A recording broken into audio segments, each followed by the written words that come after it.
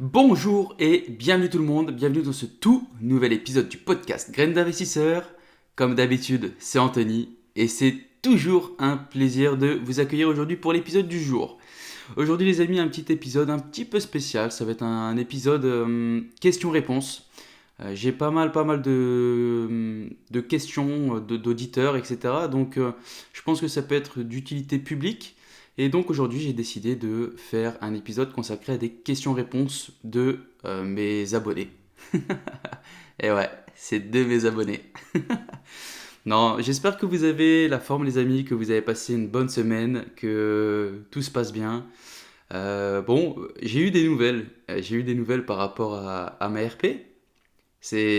Franchement, c'est dingue. C'est, je comprends pas.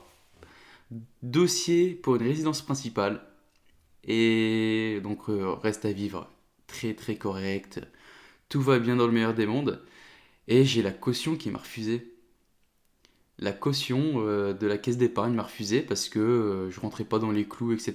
Et donc, et ben, il me suivait pas. Bon, ça va, le directeur, pour lui, il n'y a aucun problème, donc il va faire passer ça en hypothèque.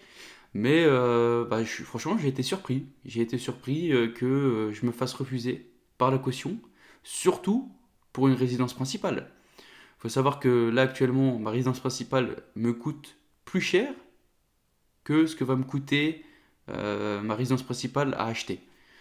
Donc, franchement, incompréhensible. Donc, si jamais il y a des auditeurs de cet organisme de caution, hein, de la caisse d'épargne, eh ben, n'hésitez pas, contactez-moi pour m'expliquer pourquoi, parce que franchement, je ne comprends pas. Je ne comprends pas. Mais bon, sinon, à part ça, tout va bien, ça se passe tranquillement.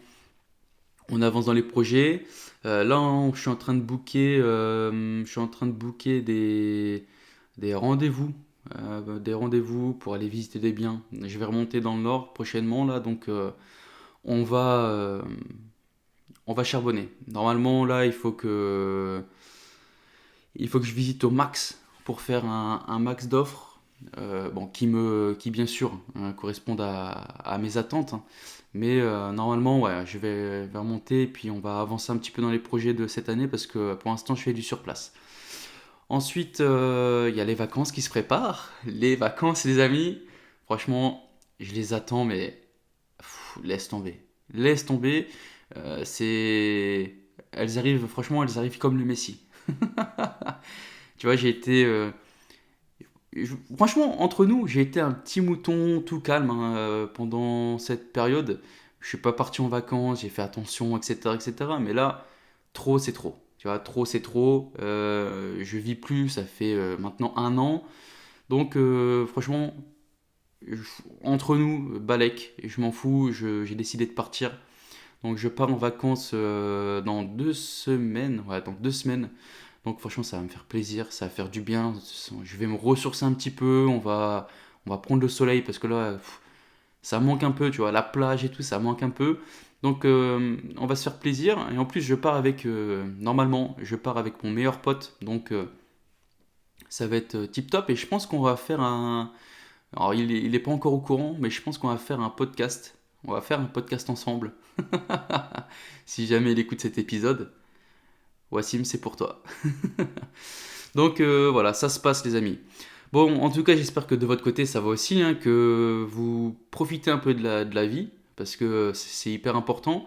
J'ai vu un post récemment qui m'a interpellé, et en gros, ah non, non, c'est moi qui ai fait c'est moi qui ai fait ce post sur Instagram, où en fait, j'ai lu le livre de, de Steve, Karma Sutra, et je vous expliquais que donc j'ai fait un épisode hors série consacré à ça parce que j'avais des choses à dire, mais j'ai fait un post aussi à la suite de ça sur des anciennes photos de vacances de moi, donc j'ai posté sur Insta et je vous expliquais que bah t'as beau avoir tout l'argent du monde, si au final t'es pas libre, bah malheureusement ton argent il te sert presque à rien.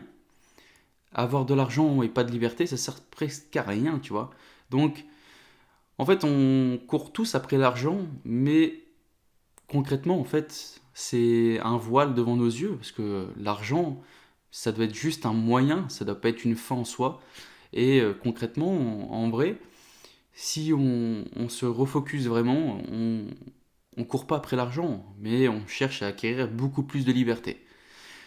Donc, la liberté, actuellement, tu vois, c'est un peu compliqué, hein. On peut pas faire ce qu'on veut. Là, Castex, notre cher Premier ministre, nous dit en gros qu'il faut aller travailler la journée et rentrer chez soi à 18 h, et puis le week-end, bah, ne pas bouger, rester chez soi. Et bah, c'est compliqué, tu vois, c'est compliqué. Bon, je vais arrêter de faire de la politique. Déjà, ça me réussit pas, je pense. Et on va commencer tout de suite par les questions-réponses. Première question, alors par souci d'anonymat, j'ai pas pris de nom, j'ai rien pris du tout. Comme ça reste vraiment anonyme. Et puis c'est parti. Donc la première question que j'ai eue: salut, j'espère que tu vas bien. Je viens vers toi car j'avais une petite question concernant le moment où on appelle un artisan pour faire le devis. Est-ce qu'il est mieux de l'appeler avant de signer le compromis ou après avoir signé le compromis, juste avant d'aller à la banque? Merci d'avance. Eh bien écoute mon ami, la question je pense va être vite répondue parce que tu dois faire tes visites avec tes artisans avant de signer le compromis. À moins que tu sois expert dans ce domaine, à moins que voilà, t'es une machine de guerre et c'est toi qui arrives à chiffrer tes propres travaux, etc. Malheureusement, dans 90% des cas, c'est pas le cas. Et moi, je te conseille de faire venir tes artisans avant de faire le devis. Pourquoi? Je vais t'expliquer. Tout simplement parce que, imaginons si tu décides de faire ton chiffrage par toi-même, malgré le fait que tu ne sois pas un expert, tu fais un chiffrage à approximatif. Allez, imaginons tu vises 24 travaux, et puis tu te dis, ouais, c'est bon, ça va le faire. Et puis tu signes ton compromis, et donc dans ce compromis-là, tu vas mettre tes clauses, et puis tu vas mettre dans tes clauses pour rompre le compromis, tu vas mettre le prix du bien plus les 20 000 euros de travaux. Et puis en fait, au moment où tu comptes venir avec tes artisans, ton artisan lui dit: waouh, t'as vu la toiture? T'as vu la poutre là, faut la changer, la toiture elle est pas bonne, il faut refaire, il y a un peu de, il y a un peu de gros œuvres à faire, etc. Et puis tu lui dis: ok, bah tu chiffrerais combien? Et lui il te dit 50 000. Donc là tu vois, tu as un delta quand même de 30 000 euros, qui est entre nous une belle somme. Et même si tu les as de côté, je pense pas que tu as envie de les utiliser pour combler cette enveloppe travaux. Donc tu vois, ça c'est un des exemples sur lesquels je te conseille vraiment de faire venir ton artisan bien avant de signer ton compromis. Moi, comment je procède, hein, c'est simple, hein. Comment j'organise? Je prends une journée, en fait, une journée ou 2 journées où je fais un maximum de visites. Alors bien sûr, c'est des biens que j'ai sélectionnés avant, tu vois, c'est rentré dans mes critères. Et puis après, je fais mes visites. Je vais visiter, et puis là, tu vois, je fais un petit écumage. Ça me permet de supprimer 20, 30, 40% des biens, 50%, 60% même peut-être. Et puis en fait, il me reste juste un vivier, entre guillemets, qualifié. Et puis là, je prévois une deuxième visite avec un artisan. Alors, moi, je viens avec des artisans avec qui je travaille énormément, donc je prends un artisan qui est capable de me faire un chiffrage global. Au moins, j'ai pas besoin de faire venir 5, 6 artisans, et j'en fais venir un seul, et puis il me fait un chiffrage global à plus ou moins 20%, tu vois, je sais que je suis dans les clous. Donc je viens avec cet artisan lors d'une seconde visite, et puis lui il me confirme, ou il me dit: non, laisse tomber, beaucoup trop de travaux, ça sert à rien, ça sera pas rentable, etc., etc. Donc voilà comment moi je procède. En fait, une fois qu'après moi j'ai mon devis de l'artisan, hop, ça me permet de refaire un écumage, et puis après on passe dans la phase de négociation, et puis une fois qu'on trouve accord, compromis. Donc moi c'est comme ça que je procède. Je pense que c'est, alors ça reste que mon avis, hein, mais c'est la meilleure solution euh, pour avoir le moins de surprises. Après, il faut savoir que peu importe les chantiers, faut toujours prévoir un petit delta supplémentaire parce que il y a toujours des surprises, hein. Rien ne te dit que quand tu vas arracher le placo, que derrière, bah, il n'y ait rien à faire, tu vois.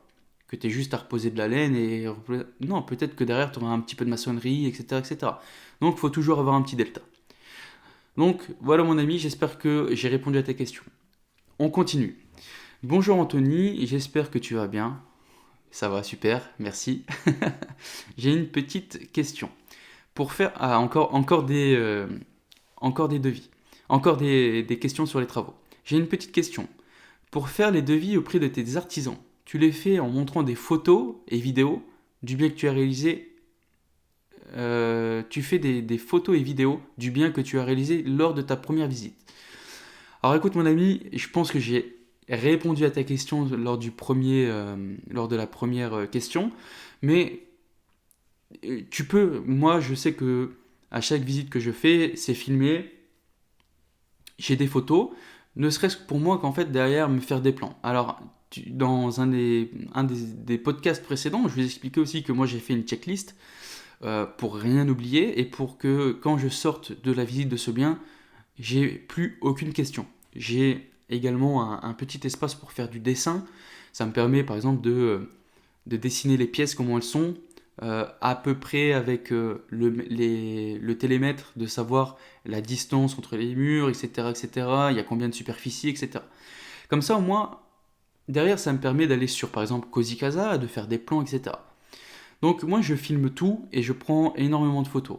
Et puis après, en fonction des biens que je garde, je supprime, tu vois.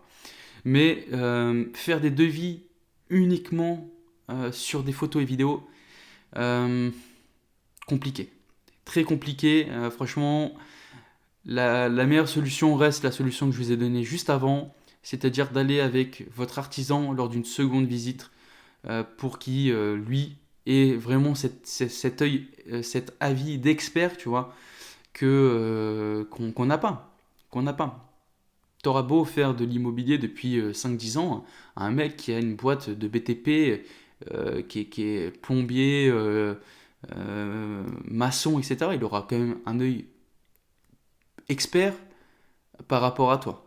Parce que c'est vraiment son métier. Son métier, c'est le manuel, tu vois. Il est dedans. Donc, sur photo, je suis pas sûr.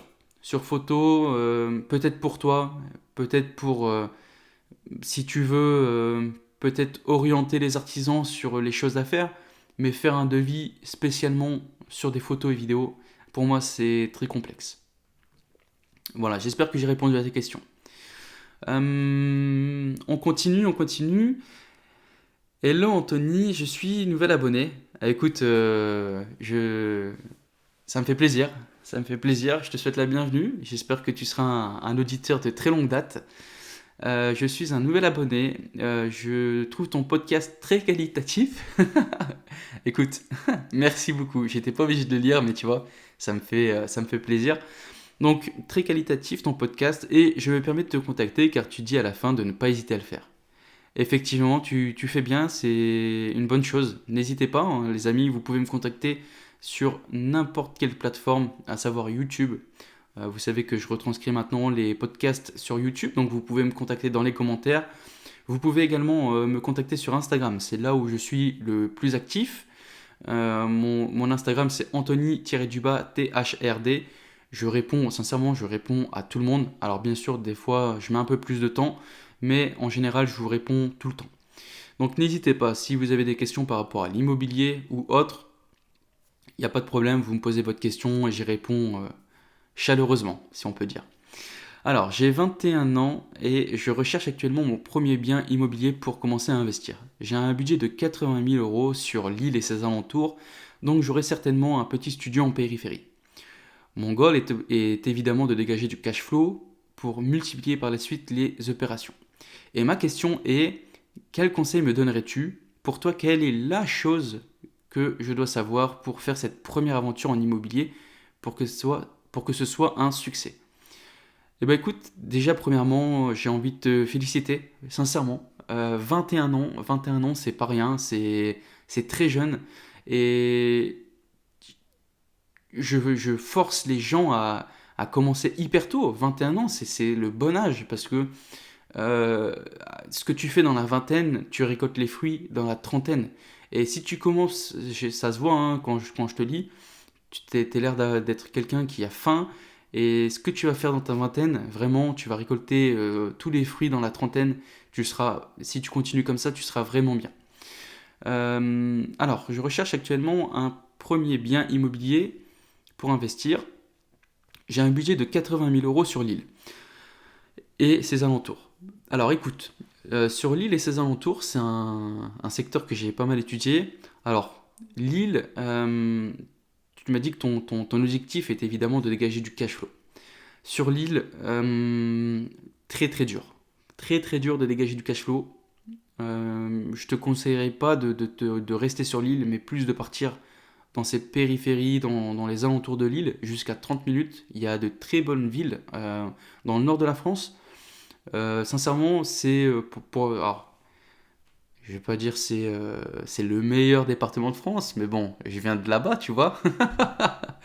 Mais dans le nord, c'est pour moi un très bon secteur pour l'immobilier parce que le nord est un peu on a cette vision du Nord où c'est flingué, il n'y a rien à faire, etc. Mais pourtant, les biens sont souvent pas très chers et pour des loyers qui sont pas négligeables. Je te donne un exemple, dans la ville où j'investis, des maisons qui s'achètent, je te parle bien de maisons, hein, mais des maisons qui s'achètent dans les alentours de 40 000 50 000 euros, tu peux allègrement faire du 600 euros de loyer. Allègrement. Donc, tu vois, déjà, on est niveau cash flow. Le Nord, pour moi, c'est Saint-Trope. Tu vois, franchement, niveau cash flow, c'est jackpot parce que là-bas, tu peux faire des opérations de ouf. Tu peux faire selon les villes où tu es, tu peux également faire de très bonnes plus-values.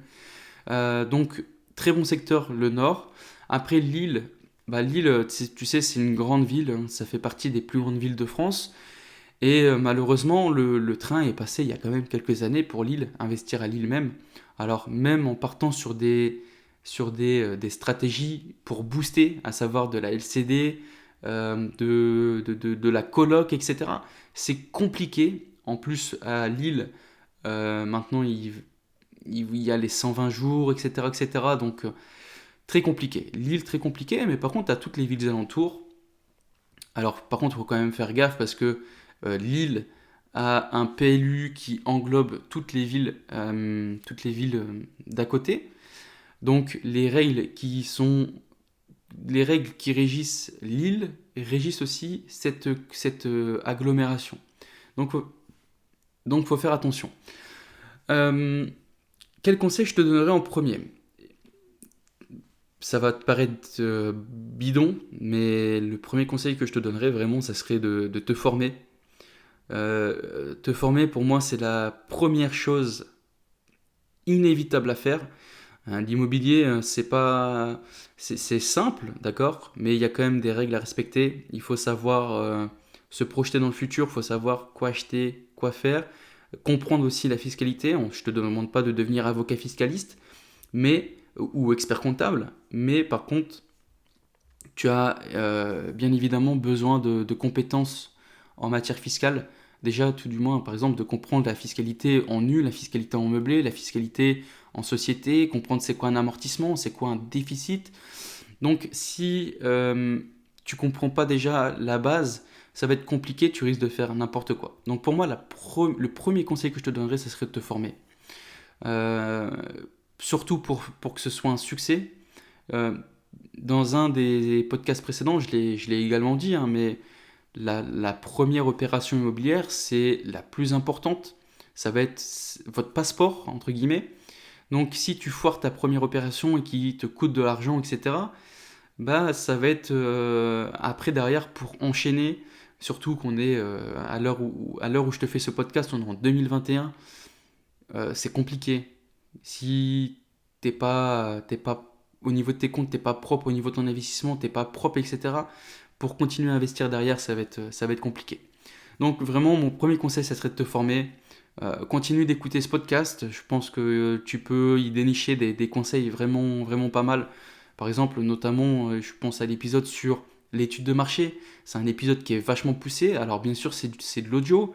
Ça, je sais bien. Je vais commencer bientôt à faire des vidéos YouTube euh, avec, pour vous montrer comment faire réellement hein, sur PC, etc., etc. Vous faire des vidéos qualitatives. Ça va venir dans le futur. Mais déjà, je te dirais, continue d'écouter ce podcast. Ce podcast, tu as également plein d'informations sur YouTube hein, qui sont disponibles. Tu as des livres.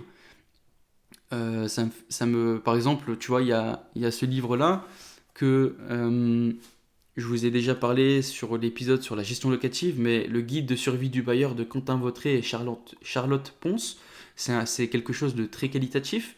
Je te le conseille de l'acheter. En plus, il me semble qu'il a sorti la version 2021 avec quelques mises à jour. Donc, sincèrement, n'hésite pas. Investis sur toi-même. Je te dis pas d'acheter des formations. Je te dis pas d'acheter des formations à 4 000 euros, à peu importe. Mais tu peux te former gratuitement. Il y a énormément de ressources disponibles sur Internet. Donc, premièrement, forme-toi. Mon deuxième conseil que je pourrais te donner, c'est même si tu n'as pas l'intention d'acheter tout de suite, maintenant, va visiter. Va visiter, forme-toi. J'arrête pas de vous le répéter, mais si vous avez envie de faire des choses, mais que derrière il n'y a aucune action, vous n'avancerez jamais. Même si là tu sais que tu ne vas pas investir tout de suite le temps de faire ta formation, etc. Continue, va visiter, forme-toi, ça va te faire l'œil. Tu vas savoir comparer des choses, tu vas savoir c'est quoi un bien qui est sain, c'est quoi un bien qui est humide, un bien où il y a de l'électricité à refaire, un bien où il y a des, des compteurs électriques, un bien où il y a un compteur électrique pour 4 apparts. Tout ça, ça se fait pendant la visite. Donc, va prendre des rendez-vous, contacte des agents immobiliers, va visiter et va visiter. C'est mon deuxième conseil. Et pour finir, ce que je pourrais te dire, c'est de surtout garder la pêche, garder la foi, parce que je sais à quel point il est difficile dès qu'on est un petit peu différent, dès qu'on sort un peu de ce schéma de la rat race. Je sais qu'il est quelquefois, et je l'ai vécu, où on est démotivé, on se dit ah ouais, ou dès qu'on va se prendre des refus bancaires, on va dire ah ouais, je suis une merde, etc. Mais vraiment, garde la pêche, garde la foi. Et 21 ans, t'es hyper jeune, et ce que tu fais maintenant, c'est très très bien. J'aimerais sincèrement, j'aurais aimé commencer aussi jeune, vraiment. Mais garde la pêche, garde la foi, et il va sortir que du bon, c'est sûr. Et j'adore avoir des gens comme ça, des petits jeunes. Des petits jeunes, je recommence. Non, mais voilà, une personne de 21 ans, ça me donne la pêche. Franchement, tu vois, ça me fait hyper plaisir. Donc, garde la forme et ça va. T'inquiète pas, tout va bien. L'immobilier, c'est pas hyper compliqué. Tu vas faire des belles choses, j'en suis sûr.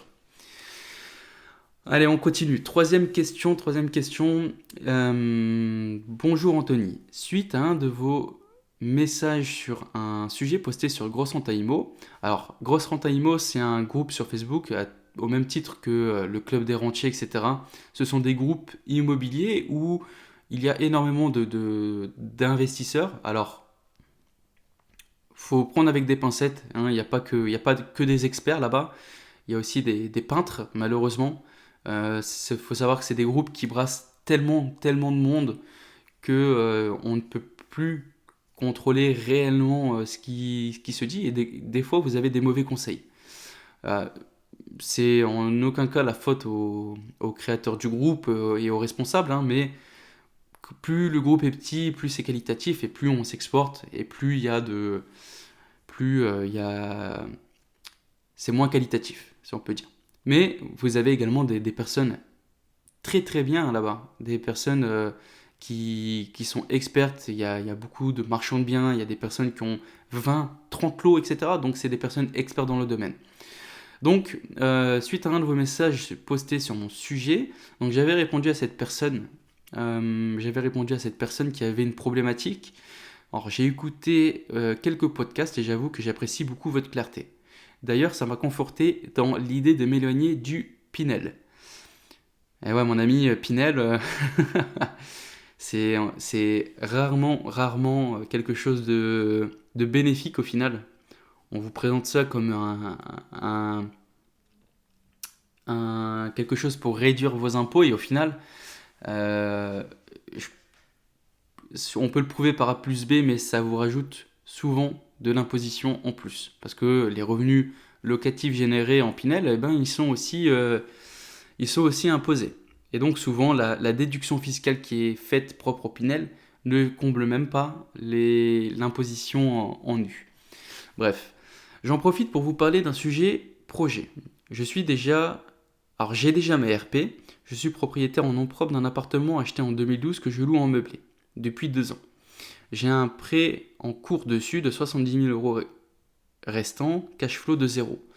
De plus, comme je suis propriétaire des murs de mon cabinet, je vais rembourser le prêt avec l'argent provenant du rachat de la Solar de mon activité. Alors Solar, c'est une type de société, ok. Donc j'ai pensé à créer une société civile patrimoniale soumise à l'IS qui rachèterait les murs de mon cabinet avec comme gérant moi-même et la Solar, car il faut 2 gérants. Et toujours dans un objectif long terme, pas pour faire de la revente, mais pour le transmettre à ma fille plus tard, pourrais-je racheter mon appartement meublé par cette SC. Cette SC serait donc propriétaire de mon local professionnel et de mon appartement meublé soumise à l'IS. Pour un rachat de 100 000 euros de mon appart plus 60 000 euros du cabinet, j'aurais des mensualités sur 20 ans de 770 euros, ce qui me donnerait un cash flow positif de 190 euros par mois. Qu'en pensez-vous? Ouh. Ça fait un gros pavé. Alors malheureusement, je ne vais pas te répondre à toutes tes questions. Mais je vais déjà te répondre à la première. Donc je suis déjà propriétaire de ma RP et je suis propriétaire d'un bien en nom propre d'un appartement acheté en 2012 que je loue en meublé. Depuis 2 ans, j'ai un encours dessus de 70 000 euros restants avec un cash flow de zéro. Alors déjà, alors cette personne, je lui ai répondu en privé, hein, mais déjà moi, tu vois, il n'est pas sur un secteur patrimonial. On n'est pas du tout sur un secteur patrimonial. Donc pour moi, un bien en meublé qui a un cash flow de zéro, et il m'a même dit qu'en fait, en réalité, il est à moins 6 euros. Donc, pour moi, la solution là, ça serait clair et net, ça serait de revendre. Ça serait de revendre. Euh, donc, pour moi, là, ce bien-là, il faudrait le revendre parce que c'est un bien qui coûte. Tu pourrais le revendre 100 000 euros. Donc, tu aurais, après imposition, je ne sais pas exactement, il te resterait combien de plus-value. Mais au moins, tu aurais du cash. Moi, je te conseillerais de sortir de cette opération qui est pas moins 6 euros, tu vois, elle te coûte de l'argent, donc qui est pas top du tout. Donc moi, je te conseillerais de sortir de cette opération pour derrière réinvestir. Réinvestir, tout simplement parce que tu vas te prendre 30 000 euros de plus-value, hein. Après, il faudra faire les calculs exacts, mais derrière, tu réinvestis. Même si tu mets de l'apport, tu pourrais peut-être acheter 2 petits appartements ou un appartement et garder du cash de côté. Après, concernant la transmission, effectivement, quand on détient des biens en nom propre, la transmission est beaucoup plus compliquée. Elle se fait plus aisément euh, sous, euh, sous forme d'une société. Mais après, voilà, ça reste vraiment une question vraiment très précise. Je connais pas toute ta situation, je connais pas les tenants et les aboutissants de tout. Là, clairement, il faut pas hésiter à se rapprocher d'un avocat fiscaliste pour lui demander conseil parce que là, on voit qu'on touche quand même à des choses, hein. Une solar, il y a t'es, il me semble que tu es propriétaire des murs et donc tu aimerais te faire acheter les murs, etc. L'ASC, ton associé, ça serait la solar. Vraiment très compliqué. Donc moi, j'ai pas envie d'être de mauvais conseils, mais voilà, je te conseille d'aller voir, de te rapprocher d'un avocat fiscaliste ou même d'un notaire, hein, qui pourrait plus ou moins t'orienter. Donc voilà. Alors, autre question, autre question. Bonjour Anthony, je me suis abonné très récemment à ton podcast, je le trouve super. Merci, merci beaucoup, je le trouve super. Je me permets de te poser une question. j'ai 25 ans et je suis actuellement propriétaire de deux biens. Pour... Je suis actuellement propriétaire de deux biens. Alors j'ai pas de budget. Il me demande actuellement c'est compliqué pour investir au niveau des prêts bancaires. As-tu une solution? Enfin, malheureusement, mon ami, franchement, j'ai pas de solution. La question est simple, hein, franchement. Déjà, de un, il te faudrait voir ton profil. Est-ce que c'est un profil qui est propre? Est-ce que tu as de l'épargne de côté? Est-ce que tu es en CDI? Est-ce que tu as un CDI depuis longtemps? Est-ce que tu as un CDI qui n'est pas affecté par le Covid? Est-ce que tu as de l'argent de côté? Est-ce que tes biens que tu as actuellement, est-ce qu'ils te rapportent du cash flow positif ou négatif? En fonction de soi, la question est beaucoup trop vaste. Alors vraiment, je pourrais pas répondre. Après, effectivement, hein, là, les conditions d'octroi de prêt se sont vraiment durcies. Ça s'est vraiment compliqué, même pour des très bons dossiers, même pour des sociétés. Il faut savoir que il y a beaucoup de personnes qui prônent, une fois qu'on est bloqué, d'investir en SCI, etc. Même en société, maintenant, c'est compliqué. Franchement, c'est compliqué. Faire passer des prêts en SCI, en SAS. Les banques sont de plus en plus réfractaires. Et après, il faut comprendre aussi leur position. Il faut savoir que euh, c'est pas le meilleur moment pour les banques actuellement parce que vous avez les prêts garantis par l'État qui arrivent. Il y a beaucoup de personnes, beaucoup d'entreprises ont eu de l'argent entre guillemets gratuite alors que c'était des boîtes qui devaient mourir et on leur a prêté de l'argent donc elles survivent entre guillemets mais c'est des prêts qui ne seront pas remboursés donc ça va être des pertes sèches. Il faut savoir que les prêts garantis par l'État c'est pas des prêts garantis à 100%, il y a un certain delta, un certain pourcentage qui reste à charge à la banque. Donc si énormément de banques si énormément de personnes qui ont eu ces prêts garantis par l'État ne remboursent pas, la banque, actuellement, elle est dans une situation complexe. Parce que ça va être de la perte sèche. Ça va être de la perte sèche. Également, je vous le rappelle, mais les banques actuellement, une banque, ça ne gagne rien du tout. Ça ne gagne rien du tout avec des prêts immobiliers. Les prêts immobiliers, ce sont des produits d'appel. Derrière, c'est relation gagnant-gagnant. Il faut que, ok, ils te donnent ton prêt, mais toi, derrière, tu joues le jeu. Il faut que tu prennes les PNO chez eux. Il faut que tu ouvres tes comptes chez eux. Il faut qu'il y ait des virements tous les mois, qu'il y ait de l'argent, que l'argent que tu as de côté, que tu le mettes sur un livret A chez eux ou sur une assurance vie, etc. Il faut que tu les fasses manger. Si tu fais le rapace, alors je ne dis pas que c'est ta situation, hein, camarade, mais si t'as pris deux prêts dans deux banques différentes et puis t'as juste pris les prêts et puis tu leur as dit basta, bah effectivement, pour investir, va voir une troisième banque. Tu vas voir, c'est sûr qu'elle va te dire, ouais, mais attends mec, t'as pris un prêt là, t'as pris un prêt dans une autre banque encore, et là tu viens voir une troisième banque. Attends, moi je fais pas, j'aime pas les clients multi-bancarisés, c'est pas ouf, c'est pas ouf. Le mieux est d'avoir tous ces prêts dans la même banque. Alors bien sûr, il faut avoir une bonne relation, etc. Il faut trouver le bon interlocuteur, quelqu'un qui vous suit réellement, etc. Mais avoir trois prêts dans trois banques différentes, c'est mal vu. C'est mal vu. Parce que il n'y a aucune banque qui mange sur toi, tu vois. Toi, tu as pris le prêt et tu t'es barré, toi, t'es tranquille parce que tu as pris les prêts, ils t'ont financé. Mais derrière, la banque, elle se dit, attends, le mec, je lui ai donné de l'argent, puis derrière, j'ai même pas un compte chez lui, j'ai même pas un compte, etc. Donc là, actuellement, là, au niveau bancaire, c'est très compliqué. Très compliqué, franchement, j'ai pas de conseils à part avoir des comptes propres, avoir de l'argent de côté. Peut-être en fonction de ta situation, repousser peut-être un petit peu l'investissement, mettre un peu plus d'argent de côté. Je, Là, franchement, c'est compliqué. Pas de solution j'ai pas de solution réellement à t'apporter. J'ai une dernière question. J'ai perdu la question. Où est-ce que j'ai mis cette question? Ouais, c'est bon, je l'ai retrouvée. Alors, ici, c'est une question qui concerne le basculement en LMNP. Donc la question est, bonjour Anthony, j'ai une question à te poser. Est-ce que tu conseille le basculement en LMP. Alors je suis en LMNP, j'arrive au seuil de mes revenus salariés et si je continue à investir, derrière je vais basculer en LMP. Quel conseil me donnerais-tu? Bah écoutez, franchement là c'est quand même assez complexe aussi. Je peux pas te donner une solution toute faite, hein. Je vais te donner une solution un peu aseptisée parce que en fonction de la situation réelle des personnes, la réponse peut varier. Moi je sais que je vais donner mon propre cas.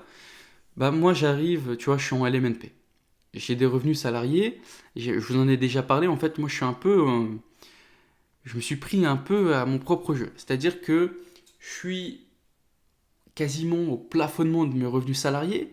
Donc j'ai basculé ces seuils de 23 000 euros et je suis au-dessus. Cependant, mes revenus salariés restent toujours supérieurs à mes revenus locatifs en LMNP. Donc automatiquement, je peux rester en LMNP. Le problème maintenant, c'est que si je fais le moindre investissement en plus en LMNP, je vais basculer LMP. La même chose si je veux changer de travail et euh, gagner moins au niveau de mes revenus salariés, je vais basculer aussi en LMP. Donc là, je suis le cul entre deux chaises, c'est-à-dire que je suis un peu, entre guillemets, obligé, hein. On n'est jamais obligé, hein. On n'est jamais obligé de rester dans une situation, mais je suis, entre guillemets, obligé de rester salarié parce que je vais basculer LMP. Et personnellement, il y a des avantages à être LMP, il y a des inconvénients, c'est comme LMNP, il y a des avantages, il y a des inconvénients. Mais pour moi, je trouve qu'il n'est pas judicieux de basculer en LMP. Et moi, ma solution alternative, c'est que je commence à investir beaucoup plus en société. Que ce soit en SCI ou en SAS, hein, peu importe, hein, en SARL de famille. Mais moi, c'est l'option que j'ai jouée. C'est que j'arrête d'investir en LMNP, mais j'investis en SCI. Après, il y a aussi un autre moyen, c'est de ne plus faire du LMNP, mais de faire de la location nue. Faut pas se... vous savez, c'est pas comme on voit sur YouTube, hein, tout le monde vous dit que le LMNP c'est le truc de ouf, et c'est vrai. Mais par contre, on peut faire aussi des affaires, des très bonnes affaires sur le régime du foncier. On peut faire de très bonnes affaires sur le régime du foncier, donc en location nue. C'est pas quelque chose à écarter. Je sais que j'en ai parlé récemment avec l'ANA. L'ANA, c'est automatiquement, vous faites de la location nue. Il y a des avantages, il y a des inconvénients. Mais par contre, si c'est quelque chose qui est bien ficelé et que vous comprenez réellement les tenants et les aboutissants, vous ficelez votre projet proprement, bah, faire du nu, c'est pas problématique. C'est pas problématique du tout. Donc, euh, peut-être pour toi, hein, je connais pas réellement ta situation, mais moi je te conseillerais d'arrêter de faire du LMNP, de continuer ton activité actuelle, et pourquoi pas t'orienter vers du nu ou t'orienter vers la création d'une société. Alors après, attention, hein, la création d'une société, c'est pareil, hein, il y a des avantages et des inconvénients. Il faut savoir que quand tu crées une société, tout du moins une SCI, c'est un mariage. Donc, une SCI se fait à deux, donc tu dois bien prendre en compte le fait que la personne avec qui tu vas monter la société, il faut être en bon terme, il ne faut pas qu'il y ait le moindre problème, parce que derrière, c'est un divorce. Et quand il y a un divorce, il y a de la casse. Donc il faut être totalement OK avec ça, trouver le bon associé. Un associé, hein, je vous l'ai déjà dit, hein, mais un associé qui a la même vision que vous, une vision long terme ou court terme, hein, selon votre vision, et ne pas prendre quelqu'un qui a une vision totalement différente de la vôtre, parce que ça va pas matcher. Ça va peut-être fonctionner, peut-être un an, et puis au moment des dividendes, il va avoir un problème, parce que lui il va vouloir le retirer, et puis toi tu vas pas vouloir le retirer. Donc, à voir. Le LMNP en soi, je sais que ça fait peur à tout le monde. C'est vrai que depuis qu'il y a cette troisième règle qui était l'enregistrement, le fait de s'enregistrer au registre des commerces, etc. hein. Il me semble que c'était ça, je me souviens plus, mais depuis que cette règle a sauté, c'est vrai que ça a été compliqué. Il y a beaucoup de personnes qui ont basculé en LMP contre leur gré. Mais en soi, en réalité, le LMP, c'est pas non plus la bête noire. Il y a des avantages, il y a des inconvénients comme dans chaque dispositif fiscal. Donc voilà, j'espère que j'ai répondu à ta question. Écoutez les amis, ça fait 40 minutes. Donc je vais arrêter cet épisode de questions-réponses. J'espère que vous avez aimé les réponses j'espère que vous avez aimé ce petit format de questions-réponses. J'essaierai d'en faire un peu plus souvent parce que en fait j'ai souvent les mêmes questions qui reviennent. Et donc autant plutôt que faire une réponse personnelle, alors bien sûr je continuerai à faire des réponses personnelles hein, en privé, mais je pense que ça peut être aussi une bonne chose de faire ces sessions de questions-réponses qui peuvent être, je pense, d'utilité publique. Voilà. Bon voilà les amis, j'espère que cet épisode vous aura plu. Je compte sur votre soutien, un petit pouce bleu, un petit 5 étoiles sur Apple Podcast. N'hésitez pas à faire grandir la communauté, parlez-en autour de vous, faites référencer ce podcast. Je compte sur vous et je vous dis à la semaine prochaine. Ciao ciao ciao.